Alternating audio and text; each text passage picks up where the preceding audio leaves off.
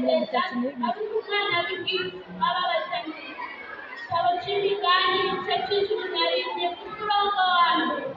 umunzani ubeshya ndetse bakukora ariko ikiro gikwiye kiramuhima igitabo cy'imigani igice cya 22 umurongo wa kabiri umutunzi n'umworo bose barakunda ariko n'uhoraho yabaretse igitabo ubutumwa Yesaya igice cya umurongo wa gatandatu umwana akivugire umwana w'umuntu ubutware buzafite ubutiwe azokwitwa igitangaza umujyanama imana n'ubushobozi data wa twese ahoraho mukama w'amahoro Yeremiya igice cya umurongo wa gatatu ati mpamagara nanjye ndakwitaba ndakwereka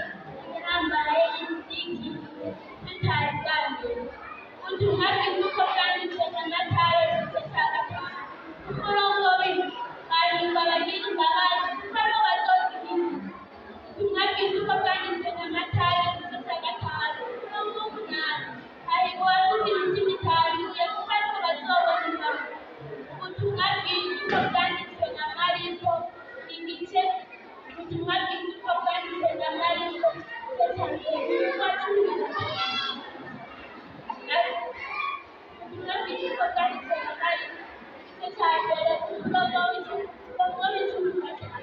ati igihe kirashize ubwami bw'Imana mwihane mwemere ubutumwa bw'uko bwanditswe na Mariko cya mbere umurongo wa 16 kuko nta jambo rivuye ku Mana ribura ububasha ubutumwa bw'uko bwanditswe na Luka igice cya mbere umurongo wa 40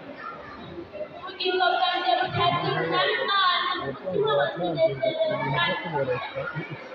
ubutumwa bw'uko bwanditswe igice cy'ijuru hari